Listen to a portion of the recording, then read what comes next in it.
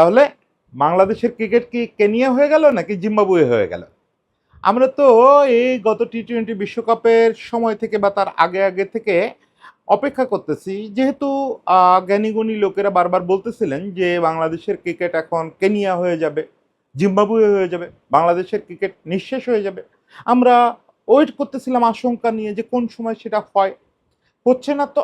আমরা শুনছিলাম যে টি-20 র্যাঙ্কিংয়ে বাংলাদেশ নাকি 21-এ চলে যাবে, ওয়ান ডে আর খেলতেই পারবে না, 27 বিশ্বকাপে সুযোগ পাবে না, বাংলাদেশের ক্রিকেট শেষ হয়ে যাবে। তাই কি হয়েছে নাকি কি হয়েছে? আজকে 2026 সালের 11ই জুন বাংলাদেশের ক্রিকেট তার হাইয়েস্ট পয়েন্টে পৌঁছেছে। কোনো রকম কোনো নস্টালজিয়ার দাপটে ভুলবেন না, কারো কোনো কথায় যারা তরুণ তারা বিশ্বাস করবেন না যে বাংলাদেশের ক্রিকেট এর চেয়ে ভালো অবস্থায় ছিল। এ কথা আমাদের মতো কোনো বুড়ো যদি দাবি করে, সোজাসুজি তার মুখের উপরে বলবেন যে তোমরা মিথ্যা বলতেছো। This is the golden time. এর চেয়ে ভালো টাইম বাংলাদেশের ক্রিকেটে আসে নাই। সব ফরম্যাট আপনি যদি বিবেচনায় নেন, ওয়ানডে র্যাঙ্কিংয়ে আমরা এর চেয়ে ভালো অবস্থায় ছিলাম ঠিক, কিন্তু 3 ফরম্যাটে এত সুন্দর, এত স্টেটমেন্টওয়ালা পারফরমেন্স আমরা জীবনে কখনো করি নাই, ক্রিকেট ইতিহাসে কখনো করি নাই। সেটা পিনাকল স্টেটমেন্ট হচ্ছে অস্ট্রেলিয়াকে আমরা 2-0 ব্যবধানে 3 ম্যাচের সিরিজ হারানো নিশ্চিত করে ফেলছি, 1 ম্যাচ হাতে রেখে। এটাতে কত বড় স্টেটমেন্ট, কত বড় একটা অর্জন, এটা বোঝার মতো অবস্থায় সম্ভবত আমরা অধিকাংশ বাংলাদেশিরা নাই। দুর্ভাগ্যটা এই জায়গায় যে বুঝায় বলতে হয়, এই আমাদেরকে বুঝায় বলতে হয় যে আমরা কি পাইছি। পৃথিবীর আর কোনো জাতি সম্ভবত তার নিজের প্রাপ্তিটা বোঝার অপেক্ষায় থাকে না, এই আমাদের বুঝায় বলা লাগে। আমি অত্যন্ত ক্ষোভ, দুঃখ এবং হতাশা নিয়ে এই আনন্দের দিনে এই কথাগুলো বললাম। যাই হোক, এই ক্ষোভ হতাশা নিয়ে বেশি কথা বলবো না। মূলত আজকে আনন্দের দিন, অনেক বড় প্রাপ্তির দিন, অনেক বড় প্রাপ্তির দিন। সেটা ওই অর্থে বুঝায় বলা না, যেহেতু আমরা কথা বলবো, আমি একটু আসলে বলতে চাই যে এটা কত বড় স্টেটমেন্ট, কেন এটা আমাদের ক্রিকেটের জন্য পিনাকল মোমেন্ট, কেন এটা হাইয়েস্ট পয়েন্ট এখনো পর্যন্ত। অবশ্যই এখানে আমরা থেমে থাকবো না, আমরা চাই যে এই পয়েন্টটা আরও অনেক উঁচুতে পৌঁছাবে। একদিন আমরা বড় গ্লোবাল ট্রফি দেখতে চাই, এশিয়ান ট্রফি দেখতে চাই, সেই জায়গাটা পৌঁছাতে চাই, কিন্তু আপাতত এটা কেন আমাদের হাইয়েস্ট পয়েন্ট সেটা একটু বলতে চাই আমি। আমাদের একটা দুর্ভাগ্য কি, আমরা জাতি হিসাবে আমাদের কোনো কিছুতেই আমরা একমত হতে পারি নাই আজ পর্যন্ত। এমনকি কোনো একটা ঘটনা আমাদের চোখের সামনে ঘটার পরেও আমাদের ভিতরে দুটো পক্ষ হয়ে যায় বা তিনটে পক্ষ হয়, অনেক পক্ষ হয়, আমরা বুঝে উঠতে পারি না, আমরা সিদ্ধান্ত একমত হতে পারি না যে আসলে এই ঘটনাটা ঘটছে কিনা, আসলেই সূর্য পূব দিক থেকে আজকে আমরা উঠতে দেখছি কিনা। নানা রকম দ্বিমত নিয়ে আমরা বসবাস করে গেলাম। এটা জাতি হিসেবে আমাদের বিরাট একটা দুর্ভাগ্য। পৃথিবীর সব জায়গায় নেশনগুলা মোটামুটি বেশিরভাগ তাদের গর্বের ব্যাপারে একমত থাকে। তারা ওই গর্বের ব্যাপারটা নিয়ে অন্যদের সঙ্গে তর্ক করে, অন্যদের সঙ্গে লড়াই করে, অন্যদের কাছে গিয়ে প্রুভ করতে হয় যে হ্যাঁ আমার গর্বের ব্যাপার এটা। না, আমাদের দুর্ভাগ্য, আমাদের সব গর্বের ব্যাপার আমাদের নিজেদের কোনো না কোনো অংশকে বুঝাতে হয়, তর্ক করতে হয় নিজেদের সঙ্গে যে হ্যাঁ এটা আমাদের গর্বের ব্যাপার। কেউ না কেউ বলে যে না এটা কোনো ঘটনা না। এই বলার বড় অংশ পলিটিক্যালি বায়াসড। এটা আপনিও বোঝেন, আমিও বুঝি, যারা বলে তারাও বোঝে। আমাদের জাতীয় জীবনের অন্যান্য বিষয়ের কথা যদি বাদও দেই, এই খেলা নিয়ে, ক্রিকেট নিয়ে যে কথাবার্তাগুলো হয়, এটা পলিটিক্যালি বায়াসড। এটা আমার মনে হয় আপনারা বোঝেন। এটা এই যে অল্প কিছুদিন ধরে শুরু হয়েছে, দেখবেন যে এই বিশ্বকাপ খেলতে না গেলে বাংলাদেশের ক্রিকেট শেষ হয়ে যাবে, বাংলাদেশ কেনিয়া হয়ে যাবে, বাংলাদেশ জিম্বাবুয়ে হয়ে যাবে। এগুলো যে পলিটিক্যালি বায়াসড কথাবার্তা, এটা তো আপনারা বোঝেন। এটা একটা নির্দিষ্ট পন্থী লোকেরা বলে, তারা দীর্ঘদিন ক্রিকেট ভালো চালাইছে, ওই সময় ক্রিকেট একেবারে সর্বোচ্চ মানে ছিল, তারা চলে গেছে, ডিসিশন তাদের বিপরীতে হয়েছে, অতএব ক্রিকেট শেষ হয়ে যাবে। এটা তাদের সরল সিদ্ধান্ত, পলিটিক্যাল সিদ্ধান্ত, এর সঙ্গে ক্রিকেটের কোনো সম্পর্ক নেই। আবার আমরা দেখছি কি, যেই একটা মধ্যবর্তী সরকার চলে গেছে, ওই মধ্যবর্তী সরকারের যারা অনুরাগী ছিলেন তারা বলার চেষ্টা করছেন নতুন রাজনৈতিক সরকার আসছে, ক্রিকেট আবার তলায় যাবে। এই ব্যাপারগুলো না এখন দেখতে দেখতে গাশ হয়ে গেছে। পলিটিক্যালি যারা কথা বলেন তারা তো আসলে আপনি গিয়ে তাদের মাথায় যদি ইনজেকশন করে তথ্যগুলো ঢুকান, তাও তারা মানতে রাজি হবে না, কারণ এটার পেছনে তাদের পলিটিক্যাল গোল থাকে। যদি এই সময় ক্রিকেটকে খারাপ প্রমাণ করা যায়, বাংলাদেশের অর্জনগুলোর ছোট করা যায়, তাহলে তারা পলিটিক্যাল লাভবান হবেন। ফলে তাদের সঙ্গে আমি কোনো তর্কে যেতে চাই না, কোনো পক্ষ না। ওই দীর্ঘকাল যারা ক্ষমতায় ছিল তাদের সঙ্গেও না, মধ্যবর্তী যারা অল্প দিনের জন্য ক্ষমতায় ছিল তাদের সঙ্গেও না। আবার এর মানে এও না এখন যারা ক্ষমতায় আছেন তারা খুব দুধে ধোয়া। এরাও যদি না থাকেন দুদিন পরে যারা ক্ষমতায় আসবে এরাও বলবে যে ক্রিকেট শেষ হয়ে গেল। এটা হচ্ছে ক্রিকেটটা এখন একটা পলিটিক্যাল টুল হয়ে গেছে। যে যখন ক্ষমতায় থাকবে না সে বলবে আমি ছাড়া কেউ ক্রিকেট চালাতে পারে না। এইসব পলিটিক্যাল মোটিভেটেড লোকেদের কথা আবারও বলি যে এদের নিয়ে আমার খুব একটা দুশ্চিন্তা নেই, কারণ এরা বলেই যাবে। পলিটিক্যালি হ্যাঁ, তাতে একটা বাজে ন্যারেটিভ তৈরি হচ্ছে দেশ জুড়ে। বিশাল অঙ্কের লোক যারা প্রত্যক্ষ করেন না ব্যাপারগুলা এবং সরাসরি বোঝেন না, তারা ধরে নেন যে এরা সত্যি বলতেছে। কারণ এখন সোশ্যাল মিডিয়ার যুগ, এরা তো জনস্রোতের মতো বলতে থাকেন, বারবার মিথ্যে কথা বলতে থাকলে সেটা সত্যির মতো শোনা যায়। এই সুবিধাটা তারা নিচ্ছেন ওকে, তারপরেও এটা আমরা বাদ দিলাম।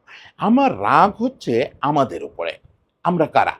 আমরা যারা ক্রীড়া ভক্ত, ক্রিকেট, ফুটবল, টেনিস এই আলাদা করতেছি না। বাংলাদেশের ক্রীড়া ভক্ত। তারা যখন না একটা আরেকটার পেছনে লেগে ছোট করতে চান, এটাতে আমার রাগ হয়। কারণ ওই পলিটিক্যাল বায়াসড লোকেরা আমাদের কেউ না। ওরা বাংলাদেশী না। ওরা পলিটিক্যাল। ওরা যার, যার পলিটিক্যাল দেশের অংশ। ওরা যার, যার পলিটিক্যাল পার্টির দেশ মনে করে। ওরা বাংলাদেশের দেশ মনে করে না। কিন্তু আপনি, আমি, আমরা তো এই দেশটারে নিয়ে বেঁচে আছি। আমাদের কাছে ফুটবল, ক্রিকেট এর একটারে ছোট করতে হবে, একটার অর্জন রে। তারপরে আমার অন্য পছন্দের খেলাটা বড় হবে। এত বড় মানে বাজে ইয়ে নিয়ে আমরা খেলা দেখি। আমি ফুটবলের একটা অর্জনকে ছোট করে দেখাতে তারপরে আমি ক্রিকেটে বড় বলতে পারবো? এটা হবে? কেন দুটো আমার হাত না? আমার এই হাত যদি শক্তিশালী হয়, এই হাতকে দুর্বল করে নিতে হবে? সেটা দরকার? আমি ২ হাতে সমান ভার তুলব তো। দুটো হাত নিয়ে সমান গর্ব করব। যারা এইগুলো করেন তাদের প্রতি আমার তীব্র রাগ আছে, অভিমান আছে। আপনারা এগুলো করেন না। আপনারা কখনোই যারা ফুটবলকে ভালোবাসেন তারা ক্রিকেটের অর্জনকে ছোট করে দেখান না। ক্রিকেটকে যারা ভালোবাসেন তারা ফুটবলের অর্জনকে ছোট করে দেখান না। কোনো খেলার অর্জনকে কেউ ছোট করে দেখান না। এতে নিজে নিজের পা কাটা হয়। ওদের কথা বাদ দেন। আমি তো আবারও বললাম ওরা বাংলাদেশী না। আমি তো বাংলাদেশী। আপনি যে ফুটবলকে ভালোবাসেন, ক্রিকেটকে ভালোবাসেন, এটা তো বাংলাদেশ বলে ভালোবাসেন। কারোর সঙ্গে তো আপনার ব্যক্তিগত সম্পর্ক নাই। এই ন্যাশনাল টিমের কারোর সঙ্গে আপনার খাতির আছে বলে ভালোবাসেন? তা তো না। হামজার সঙ্গেও আপনার খাতির নাই। এই সৌম্যর সঙ্গেও নাই, মোসাদ্দেকের সঙ্গেও নাই, মোস্তাফিজের সঙ্গেও নাই, নাহিদ রানার সঙ্গেও নাই। কারোর সঙ্গে নাই। আপনার শুধুমাত্র বাংলাদেশ। সেই কারণে। ফলে বাংলাদেশের প্রতিটা জিনিসকে, প্রতিটা অ্যাচিভমেন্টকে সমান আনন্দের সঙ্গে দেখেন, প্রতিটা পরাজয় সমান কষ্ট পান। কোনো সময় পরাজয় ভাবেন না ভালো হয়েছে ফুটবল হারছে, ভালো হয়েছে ক্রিকেট হারছে। এই সুযোগে আমরা অন্যটার গুণগান করে নিই। ভাই সেটা হয় না। আপনি নিজের একটা হাতে কোপ দিয়ে আরেকটা হাতকে সুস্থ রাখতে পারবেন না। যাই হোক, অনেক চাপাবাজি কথা বলে ফেলছি। এখন আমরা মূল কথায় আসি। মূল কথা কি? মূল কথা হচ্ছে যে এই যে বললাম যে ক্রিকেটটা আমাদের হাইয়েস্ট পয়েন্টে আসছে। এই জিনিসটা একটু ব্যাখ্যা করা দরকার। আমাদের ক্রিকেটের ৩ ফরম্যাটের কথা যদি আপনি ভাবেন, আমরা বিচ্ছিন্নভাবে বেশ গৌরব করার মতো বিভিন্ন ফলাফল বিভিন্ন সময় পাইছি। এই অস্ট্রেলিয়ারে ২০০৫ সালে আমরা হারাইছি। ২০০৭ এ আমরা র্যাঙ্কিং এ ১ এ থাকা দক্ষিণ আফ্রিকারে হারাইছি। ইন্ডিয়াকে বিশ্বকাপ থেকে ছিটকায় দিয়েছি, ইংল্যান্ডকে বিশ্বকাপ থেকে ছিটকায় দিয়েছি। বিভিন্ন সময় গৌরবের পারফরম্যান্স আমরা করছি না? সেমিফাইনালে ওই সেমিফাইনালে গেছি চ্যাম্পিয়ন্স লিগের। ওখানে নিউজিল্যান্ডের বিপক্ষে মহাকাব্যিক ম্যাচ খেলছি। টেস্টে মাউন্ট মাঙ্গানুইতে গিয়ে ম্যাচ জিতে আসছি। পাকিস্তানে গিয়ে পাকিস্তানকে হোয়াইট ওয়াশ করছি। বিচ্ছিন্ন গৌরবের ঘটনা আমাদের আছে। কিন্তু একসঙ্গে আপনি যদি দেখেন কোনো একটা নির্দিষ্ট পিরিয়ডে আমরা ধারাবাহিকভাবে মাঝারি পারফরম্যান্সও করতে পারি নাই সব ফরম্যাটে। আমরা সবসময় কোনো না কোনো ফরম্যাটে একদম বাজে করছি। মনে হয় যে ওটা আমরা খেলতেই পারি নাই। মূলত কখনো ওয়ানডেতে ধারাবাহিক হইছে। সেটা হচ্ছে ২০১৫ থেকে ২০২৩ পর্যন্ত একটা এক্সটেন্ডেড পিরিয়ড যদি ভাবেন, আর অ্যাকচুয়ালি ২০১৫ থেকে ১৭ এই দুটো মাত্র বছর। আমরা এই সময় ওয়ানডেতে দুর্দান্ত রেজাল্ট করছি। আমরা খুব ধারাবাহিকভাবে রেজাল্ট পাইছি। কিন্তু ৩ ফরম্যাটেই আমরা খেলতে শিখে গেছি। এটা বলার মতো অবস্থা কখনো হয় নাই। টেস্টটা আমরা কখনোই ওই মাউন্ট মাঙ্গানুই টেস্টটা বাদ দিলে আমরা কখনোই টেস্টটা টেস্টের মতো করে খেলতে পারি নাই। যে ২-৪টা টেস্ট বড় দলের বিপক্ষে জিতছি, অস্ট্রেলিয়া, ইংল্যান্ড এদের বিপক্ষে, সে জয়গুলো স্টেটমেন্টের মতো না। ওগুলো আমরা আমাদের মানে ওই জয়তে আমি নিন্দা করি না। আপনি কাদামাটির উইকেট বানায় জিতলেও তো জয়। কিন্তু ওইটা স্টেটমেন্ট দেয় না। গ্লোবাল কোনো স্টেটমেন্ট দেয় না। ওই ঘরের মাটিতে কাদামাটির উইকেট বানায় অস্ট্রেলিয়ারে হারানো, ইংল্যান্ডে হারানো, এগুলা মানুষ খুব একটা পাত্তা দেয় না। আপনার তো গ্লোবাল রিকগনিশন পাইতে হবে। সেই রিকগনিশনটা ওটাতে আসে নাই, একটা মাত্র টেস্ট, ওইটা বলতে পারেন মাউন্ট মাঙ্গানুই টেস্টটা, যেটা নিউজিল্যান্ডে গিয়ে আমরা জিতছি। ওয়ানডেতেও দেখেন 2015 সালের পরপর 3টা series, Pakistan, India, south Africa, এই 3টা সিরিজ স্টেটমেন্টের মতো করে আমরা জিতছি। কেন? আমরা ওই সময়ে আমাদের ওই সাবকন্টিনেন্ট স্ট্রেংথের উপরে ভরসা করে জিতি নাই। হ্যাঁ, আমাদের একগাদা বাহাতি স্পিনার ছিল, সঙ্গে আমরা 3টা-4টা পেসার নামাইছি মাঠে। নামায় পাকিস্তান আসছে, পাকিস্তানকে ওই পেস দিয়ে ঘায়েল করছি। ইন্ডিয়া আসছে, ইন্ডিয়াকে পেস দিয়ে ঘায়েল করছি। সাউথ আফ্রিকাকে পর্যন্ত আমরা পেস দিয়ে ঘায়েল করছি। ফলে ওয়ানডেতে ওই ফেজটা খুব ভালো ছিল। আবার এরপরে এসে আমরা সাউথ আফ্রিকাতে গিয়ে সাউথ আফ্রিকার সিরিজ হারায় আসছি এবং তাদের কন্ডিশনে। ফলে এরকম ওয়ানডেতে বিভিন্ন ফেজ আসে। কিন্তু এবার যে ঘটনাটা ঘটলো, আপনি যদি দেখেন ধারাবাহিকভাবে এই 2026 সালে আমরা হোমে খেলতেছি, কিন্তু হোমে আমরা সেনা কন্ডিশন বানায় খেলতেছি। আমরা যে কন্ডিশন এবং যে উইকেটে খেলতেছি, এটা কোনোভাবেই আমাদের মানে চেনা জায়গা না। এটা আমাদের একটা ঐশ্বরিক আশীর্বাদে আমরা একগাদা পেসার পাইছি এবং পেস বোলিং খেলার মতো যোগ্য কিছু ব্যাটসম্যান পাইছি। আমাদের টিমটার স্ট্রেংথ বদলে গেছে।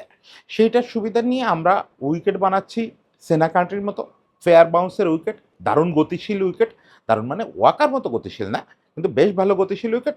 আবার সেখানে বেশিরভাগ ক্ষেত্রে কোনো কোনো সময় আমরা উইকেটে একটু জিপ রাখতেছি, উইকেটে একটু গ্রিপ রাখতেছি, এই অস্ট্রেলিয়ার বিপক্ষে যেরকম রাখলাম। ফলে একটা স্ট্যান্ডার্ড 2 উইকেট, কখনো স্ট্যান্ডার্ড পেস বোলিং সহায়ক উইকেট, এরকম নানা রকম স্ট্যান্ডার্ড উইকেটে আমরা সিরিজ জিততেছি। পাকিস্তানের হোয়াইট ওয়াশ করছি এরকম মানে খুবই ফেয়ার উইকেটে। আমরা নিউজিল্যান্ডের বিপক্ষে সিরিজ জিতছি খুব ফেয়ার উইকেটে। এখন অস্ট্রেলিয়ার বিপক্ষে জিতলাম। এখন যারা খেলা দেখে না তারা দেখি ফেসবুকে লেখে, মিরপুরে অস্ট্রেলিয়ার বিপক্ষে জিতে লাভ আছে। আরে বেটা, তুই দেখছিস মিরপুরে কি উইকেট ইদানিং হয়? তোর কোনো ধারণা আছে? আজকে সেকেন্ড ম্যাচে মিরপুরের উইকেটে যে ঘাস ছিল, এটা তো অস্ট্রেলিয়ানরা নিজেদের দেশেও এইরকম উইকেট পেলে খুশি হয়ে যায়। প্রথম ম্যাচের চেয়ে বরং আজকে দ্বিতীয় ম্যাচে কন্ডিশন শুরুতে, ম্যাচের শুরুতে অনেক বেশি অস্ট্রেলিয়ান ছিল। একবার অস্ট্রেলিয়ান কন্ডিশনে আমরা অস্ট্রেলিয়ানকে হারাইছি। এবং দেখেন মানে আমরা অস্ট্রেলিয়ার যখন 0 রানে 3 উইকেট ফেলে দিছি, অস্ট্রেলিয়ার ইতিহাসে এই প্রথম 1000 প্রায় 1200-র উপরে ম্যাচ খেলার পরে এসে তারা 0 রানে 3 উইকেট হারালো। এবং সেটা কিভাবে দেখেন, ফেয়ার পেস বাউন্সের উইকেটে সেটা হারালো মুস্তাফিজের কাছে, যে কিনা পুরনো বলের বোলার। সে নতুন বলে মনে হয় তার ক্যারিয়ারে এত অসাধারণ বল কখনো করে নাই, এবং সেটা ফেয়ার উইকেটে। নতুন বলে ভালো বল করছে বিভিন্ন সময়, ওই যে একটু টার্নার উইকেটে তার বল যেহেতু করে, কাটার করায়, সে কাটার করায় টার্নার উইকেটে নতুন বলেও ভালো করে। কিন্তু এটা তো ফেয়ার উইকেট, এটা তো অস্ট্রেলিয়ান কন্ডিশন। এখানে মুস্তাফিজ দেখায় দিল যে সে ট্রু কন্ডিশনে, স্পোর্টিং কন্ডিশনেও কত ভালো হইতে পারে নতুন বলে, সেটা দেখায় দিল। সেও কিন্তু তার স্ট্রেংথের বাইরে গিয়ে, বাংলাদেশে যেমন তার স্ট্রেংথের বাইরে গিয়ে খেলতেছে, বাইরে মানে ক্লাসিক্যালি, এখন তো আসলে এটাই আমাদের স্ট্রেংথ। মুস্তাফিজও দেখায় দিল যে সেও তার স্ট্রেংথে বদল আছে।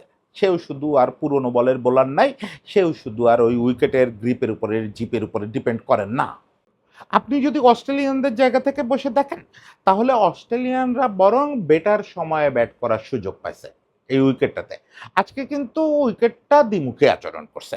উইকেটটা বৃষ্টির পরে আমরা যখন ব্যাট করছি তখন একরকম আচরণ করছে, আর এর আগে আর একরকম আচরণ করছে। মজাটা হচ্ছে ওরা বেটার টাইমে ব্যাট করছে, কিন্তু ওরা ওই বেটার টাইমে বেটার কন্ডিশনেও আমাদের সঙ্গে পেরে ওঠে নাই, ধারে কাছেই আসতে পারে নাই। ওরা ওখানে ফেল করছে। ফেল করছে মানে ওদের আমরা ফেল করতে বাধ্য করছি। তাসকিন, মুস্তাফিজ ওদের ফেল করতে বাধ্য করছে।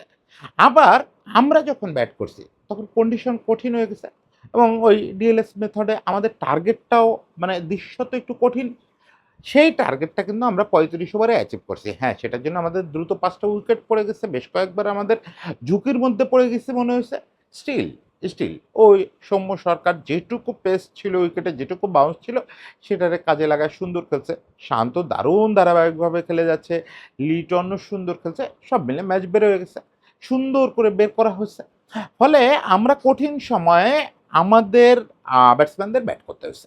যে সময়ে ব্যাটিং করাটা, ওখানে বল একটু বরং খারাপ আসতেছিল, কারণ ওর মধ্যে বৃষ্টি হয়েছে, একটু ময়েশ্চার পাইছে উইকেট।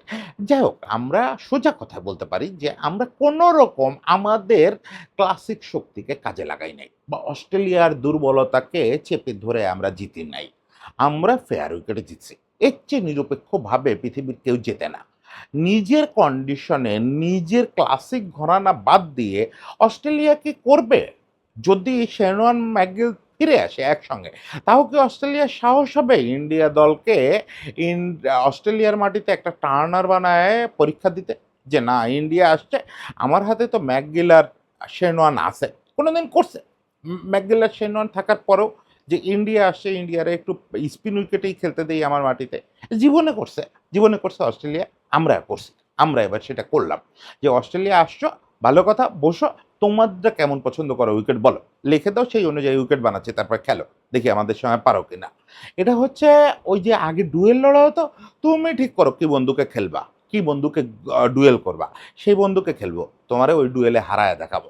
ওই স্টাইলে জিতলাম আমরা। This is statement, this is statement. আমরা পরিষ্কার বলে দিলাম যে আমরা আসলে যে কারো মত মতো কন্ডিশনে যে জায়গায় বলবেন, ওই মাস্তানরা বলেন না, বলতো না আগের কালের সিনেমায় দেখতাম, জায়গা বলিস পৌঁছে যাব, ওই জায়গায় পৌঁছে মারামারি করে আসবো। আমাদের এখন ক্রিকেটের ভঙ্গিটা এই অস্ট্রেলিয়া সিরিজে জেতাটা হলো সেই ভঙ্গিতে, তুই শুধু জায়গা বলিস, আমরা সেই জায়গায় আসবো, জায়গা নিয়ে আমার কোনো টেনশন নাই। ওকে, মানে এগুলো আবেগের কথা, খানিকটা গর্বের কথা, কিন্তু সত্যি কথা। এখন কথা হচ্ছে যে আমাদের স্টেটমেন্টটা কি? কেন এটা হাইয়েস্ট পয়েন্ট? আই হোপ আমি এটা বুঝাইতে পারছি। আমরা র‍্যাংকিংয়ে আমাদের হাইয়েস্ট অবস্থানে পৌঁছাই নাই। কিন্তু ৩ ফরম্যাট মিললে যেহেতু আমরা আমাদের একটা শক্তির বিরুদ্ধ কন্ডিশনে গিয়ে দুর্দান্ত ধারাবাহিক পারফর্ম করে যাচ্ছি, এইজন্য আমি বলতেছি এটা আমাদের ক্রিকেট ইতিহাসের হাইয়েস্ট পয়েন্ট। এই হাইয়েস্ট পয়েন্টের সঙ্গে আরেকটা জিনিসের সম্পর্ক আছে, সেটা হচ্ছে স্ট্রং স্টেটমেন্ট। এই যে অস্ট্রেলিয়ার বিপক্ষে আমরা জিতলাম, এটা আমাদের খুব বড় একটা স্টেটমেন্ট সারা পৃথিবীতে ছড়ায় দিল। দেখেন, পৃথিবীতে আপনার ভালো খেলতে গেলে আগে একটা ব্যাপার ছিল অস্ট্রেলিয়া আর ইংল্যান্ডের বিপক্ষে ভালো খেলতে হবে। আর এখন এটা ৩ টা দলে পরিণত হয়েছে। India, Australia, England. ইংল্যান্ড বরং এখন সেই গুরুত্বটা হারাইছে। ইন্ডিয়া আর অস্ট্রেলিয়ার বিপক্ষে আপনার জিততেই হবে। প্রেফারেবলি ওদের মাটিতে গিয়ে জিতলে খুব ভালো হয়। এদের বিপক্ষে আপনার পারফরম্যান্সটা সবচেয়ে বেশি কাউন্টেড হবে। যদিও ব্যাপারটা একটু পক্ষপাতদুষ্ট, কিন্তু পৃথিবীর ইতিহাসটা তাই। দেখেন, ফুটবলে আপনি যদি আর্জেন্টিনার বিপক্ষে একটা ভালো পারফরম্যান্স করেন, বা ক্লাবের ক্ষেত্রে আপনি যদি ভাবেন ছোট একটা কোনো ক্লাব রিয়াল মাদ্রিদের বিপক্ষে বা ম্যানচেস্টার ইউনাইটেডের বিপক্ষে ভালো পারফরম্যান্স করে, সেটার একটা আলাদা গুরুত্ব থাকে। আপনি যদি বার্নাব্যুতে গিয়ে একটা হ্যাটট্রিক করেন, যেটা লিওনেল মেসি অভ্যাসে পরিণত করে ফেলছিল, সেটা একটা আলাদা রেটিং পায়। এইজন্য লিওনেল মেসি গ্রেট, যে সে প্রতিপক্ষের মাঠে গিয়ে বড় বড় কাজগুলো করত। এটা সবসময় সব খেলাতে এটা একটা বড় ব্যাপার। তো এই জিনিসটা অস্ট্রেলিয়া আর ইংল্যান্ড আর ইন্ডিয়ার বিপক্ষে পারফরমেন্সের এখন একটা আলাদা কদর আছে। আগে এটা ছিল অস্ট্রেলিয়া আর ইংল্যান্ডের। কেন? সারা পৃথিবীর চোখ থাকে ওখানে। আপনি দেখবেন ইন্ডিয়ায় এই যে খুব মানে স্থূল করে যদি বলি যে আইপিএলে ভালো করার বা আইপিএলে ডাক পাওয়ার উপায় কি? সেটা হচ্ছে ইন্ডিয়ার বিপক্ষে ভালো করতে হবে। ইন্ডিয়ার বিপক্ষে আপনি যদি ভালো পারফর্ম করেন, তাহলে আইপিএলে আপনার নিলামে টিম পেয়ে যাবেন। কারণ কি? ওই ইন্ডিয়ার সব টিম মালিকরা, স্কাউটরা, মিডিয়া সবাই ইন্ডিয়া সিরিজের দিকে তাকায় থাকে। এর বাইরেও যে পৃথিবীতে ক্রিকেট হয়, এটা ওরা খেয়াল করে না। এটা দোষ গুণের কিছু নাই। এটা হচ্ছে যার কাছে ক্ষমতা কেন্দ্রীভূত, তার বৈশিষ্ট্যই তাই। যে আমি আমারটা ফলো করব। আমার এগেইনস্টে তুমি ভালো করছো, তোমারে আমি ক্রেডিট দিচ্ছি। কারণ আমি আমারে হাইলি রেট করি। আমার এগেইনস্টে তোমার প্রত্যেকটা ভালো পারফরম্যান্সরে আমি গুরুত্ব দিব। আজকে অস্ট্রেলিয়ার বিপক্ষে পারফরম্যান্সটা, আগে ইংল্যান্ডের বিপক্ষেও এই ব্যাপারটা ছিল। ইংল্যান্ডের বিপক্ষেও আপনি যেকোনো ধরনের ভালো পারফরম্যান্স করলে ওয়ার্ল্ড ওয়াইড একটা স্টেটমেন্ট পৌঁছাইতো। আপনার নিয়ে উইজডেনে একটা বড় লেখা হতো। একসময় তো ছিলই যে উইজডেনের কাভার হইতে গেলে বা বর্ষসেরা হইতে গেলে আপনার ইংল্যান্ডের বিপক্ষে ভালো খেলতে হবে। ইংল্যান্ডের মাটিতে ভালো খেলতে হবে। ইংল্যান্ডের মাটির পারফরম্যান্সকেই ওরা ইয়ে দিত। ব্যালন ডি অরে যেরকম ইউরোপের পারফরম্যান্সটারই একমাত্র বিবেচ্য দেখাতো, উইজডেনেও একসময় তাই ছিল। সেই জায়গা থেকে কালক্রমে তো ক্রিকেট বিকেন্দ্রিত হয়েছে। এখন আর ইংল্যান্ডের ওই দিনটা নাই যে ইংল্যান্ডের বিপক্ষে ভালো না খেললে ক্রিটিকরা এখন সেই গুরুত্ব দেবে না।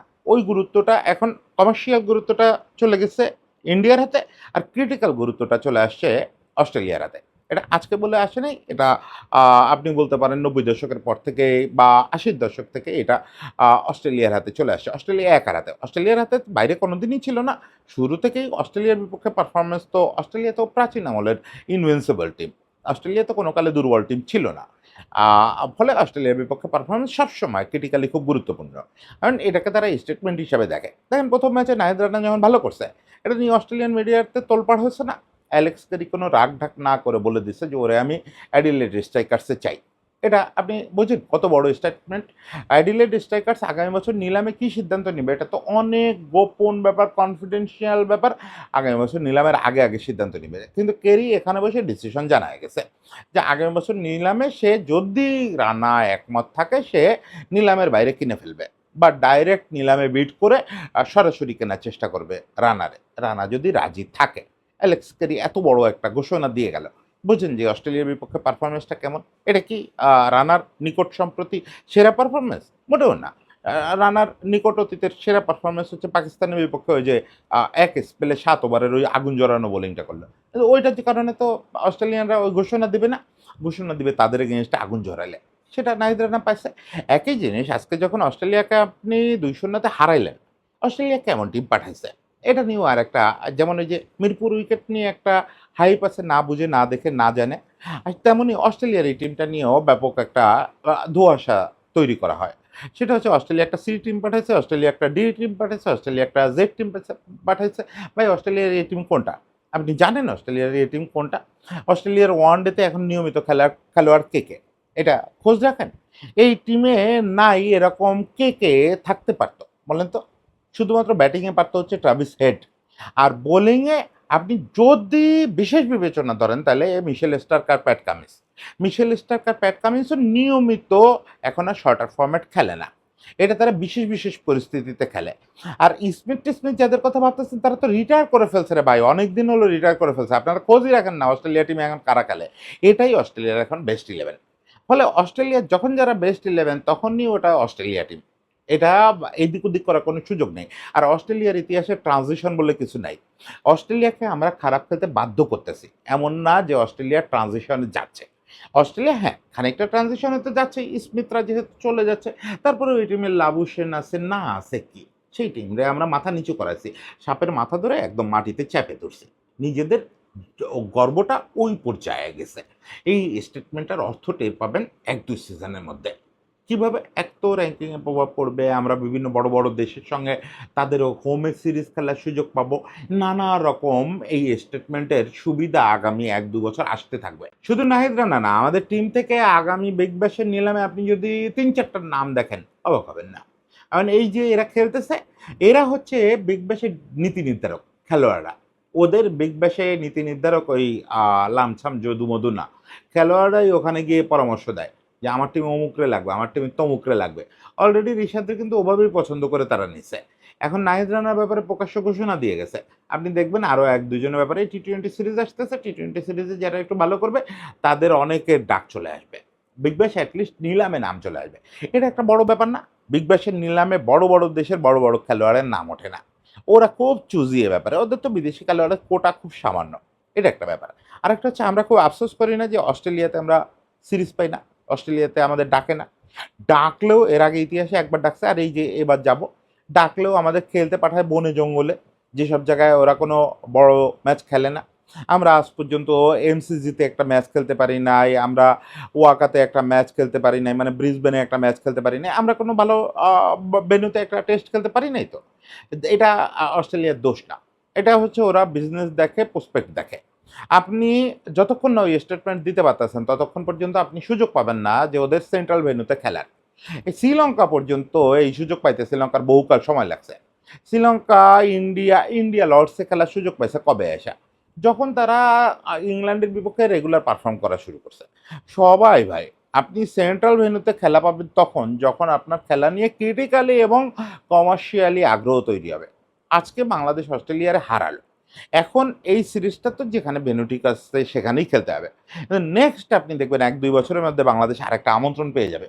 যদি বাংলাদেশ নেক্সট এই আমাদের ঘরের মাটিতে যে ম্যাচগুলো আছে, তারপরে অস্ট্রেলিয়াতে গিয়ে আমরা মোটামুটি ভালো খেলতে পারি, তাহলে 1-2 বছরের ভিতরে আবার আমন্ত্রণ পাবে। তখন আপনি দেখবেন মেলবোর্নে আমাদের খেলা হচ্ছে, ব্রিসবেনে আমাদের খেলা হচ্ছে। শুধু তাই না, এটার আসরে আমরা লর্ডসে খেলা পাবো, যদিও আমরা লর্ডসে আগেও খেলছি।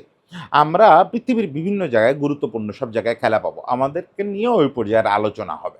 মানে এইটা আমাদের সবচেয়ে বড় ক্রিকেট ইতিহাসের সবচেয়ে বড় পয়েন্টও যেমন, সবচেয়ে স্ট্রং স্টেটমেন্টও তেমন। ফলে এই জিনিসটা নিয়ে গর্ব করি, আমরা গর্ব করি। ওই পলিটিক্যালি বায়াসড লোকেরা কি করবে, ওদের তো আপনি চাইলেও মানুষ বানাইতে পারবেন না, চাইলেও বাংলাদেশি বানাইতে পারবেন না। ওটা বুঝায় কোনোদিন হবে না। কিন্তু যারা আমরা, আমরা যারা বাংলাদেশের ক্রিকেট ভালোবাসি, বাংলাদেশের ফুটবল ভালোবাসি, বাংলাদেশের টেনিস ভালোবাসি, বাংলাদেশের সবচেয়ে অখ্যাত অপ্রাপ্ত খেলাটারেও ভালোবাসি, তারা অন্তত এই সময়গুলোতে আমরা গর্ব করতে শিখি। আমরা বলতে শিখি যে আমাদের বাংলাদেশ জিতছে। ক্রিকেট জিতছে, ফুটবল জিতছে না কে জিতছে এগুলো নিয়ে ভাবা বন্ধ করি। আমরা আমাদের গর্ব করি। সবাই ভালো থাকবেন, সবার জন্য শুভেচ্ছা।